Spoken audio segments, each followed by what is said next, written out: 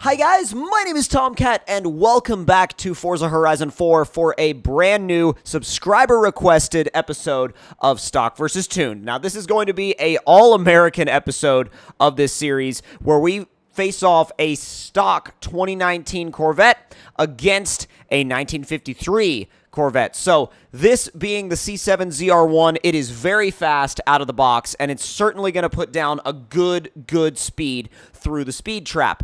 My question is, what can that 1953 Corvette make in terms of power and in terms of upgrades to get up to or maybe even past that speed? So let's see what that speed is and head to the road. Now the C7 ZR1 drives like a it drives like a track car. It drives like a knife-edge, fire-breathing race car. And, well, okay, I say race car. Maybe not a, maybe not a Le Mans racer, but it's definitely more race car than your average pedestrian Corvette that you would just see driving around. Because Corvettes are it's such a diverse platform because from the factory, you can get everything from a fairly capable V8-powered sports car, all the way up to this, which is a Nürburgring demolishing supercar. So it really all depends on what you want, and you literally just be like, hey, so I want my Corvette to do this. Can you do that for me, Chevy? And they're like, yeah, sure, we've got a Corvette for that. We've got a Corvette for this, too. Oh, you want something for that as well? Oh, yeah, we've got a Corvette for that. So that's literally how I look at the Corvette now, and it's kind of become all applications for all people. But without any further ado, let's see what this car can put down through the speed trap. So let's see. I doubt doing a launch control start would help much, but let's see. 3, 2, 1, go. Didn't really help. This thing's so fast. We're already over 120 miles an hour. And shifting into 6th, right at 150, 160, 170, come on, 180, 183.47 miles an hour, so 183 miles an hour. That's insane for a stock Corvette, like any stock Corvette. I don't care whether it's like a base or a ZR1 or whatever. That is nuts for a stock Corvette, and honestly, even if you're not the biggest Corvette fan, you have to acknowledge the performance of this car out of the factory. So let's grab the stock 1953 Corvette and see what that's capable of through the speed trap. And I'll tell you one thing, I know it's not going to be close to that speed at all. It's so slow. It is so slow. Oh my God. I'm not sure I remember driving anything V8 powered that was this slow.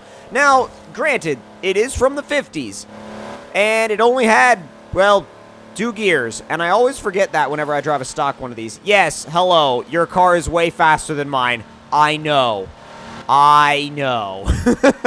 It's one of those things you just have to go, yeah, I know his car's faster than mine, but literally this thing can really only go about 100 miles an hour. So let's send it through the speed trap and see what it can actually do so we have an official speed.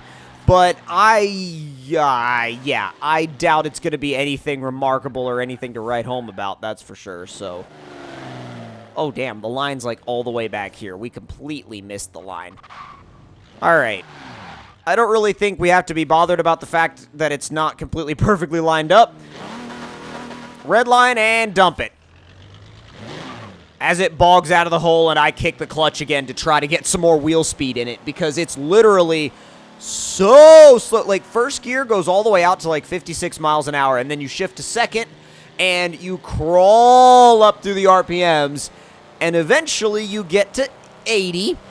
And then eventually after that, you get to 90. And then, what seems like an eternity later, you get to 100. Ooh, 105.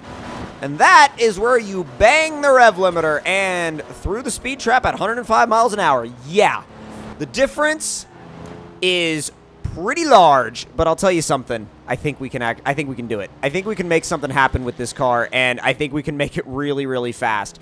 Now, whether or not we're going to do that with, like, building this engine or an engine swap, we'll have to see when we get in the garage, but that's where we're on our way to now, so it's time to find out. As far as engine swap options go, we have the option of a 3.2 inline 6 and a 6.2 V8.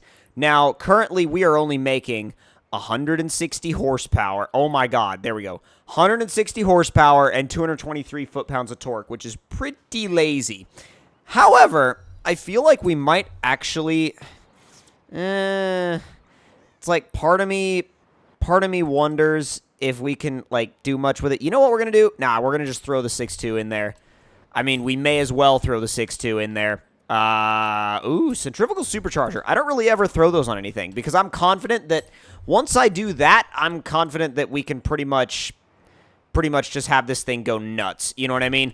So, Yo! Oh my god. Okay, that's really cool. I know it doesn't add any, like the game says it doesn't add any downforce, but man, I don't care. I really don't care. I'm like good to go. Okay, so we can actually, ooh, we can cover that up too. Dude, we can make this thing a total speedster. Oh my gosh, that's so awesome. Okay, so we're going to want, I think for this, well, no, we'll use a race tire. I usually don't like to use drag tires, so we can do a 265 front and back. And for wheels, this is going to be odd because I don't want to do, I mean, like, those will work, but, I mean, I feel like they're the safe bet, but at the same time, I mean, those might work too. Those I like, but I feel like the spokes are too big. And, like, the huge spokes just kind of make the car look weird. Those might work, but at the same time, I don't know, because it's always this, like, it's always this battle with wheels. Like, you never quite, These are kind of, like, funky and weird, but I think they might actually have a chance at looking cool once they're spaced properly. So let's space them out.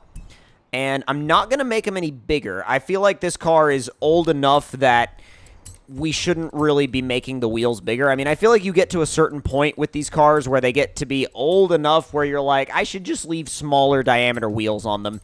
But we are going to do a race brake upgrade and a, wow, all right, street, sport, race, rally, drift. Holy crap. You can do, like, whatever you want with this car.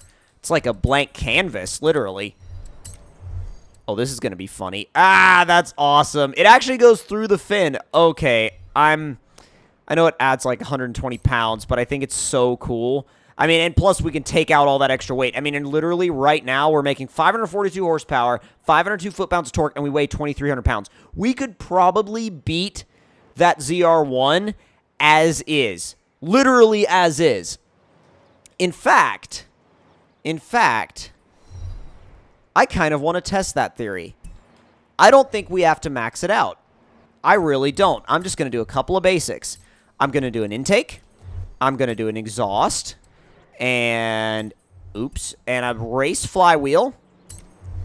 And then once that stuff's done, I'm not going to do anything else. I'm literally going to take the car out to the highway as is and see what she can do. Will it hit that 183? I don't know. I mean, we'll have to find out. Do we have a shot at that speed without being fully built? I mean, and that's a question I don't really ask very much. I mean, normally I would just build the car fully and then see what it could do against the stock version. So with this, I'm actually pretty confident that we could get a lot of speed out of it without having to be fully built.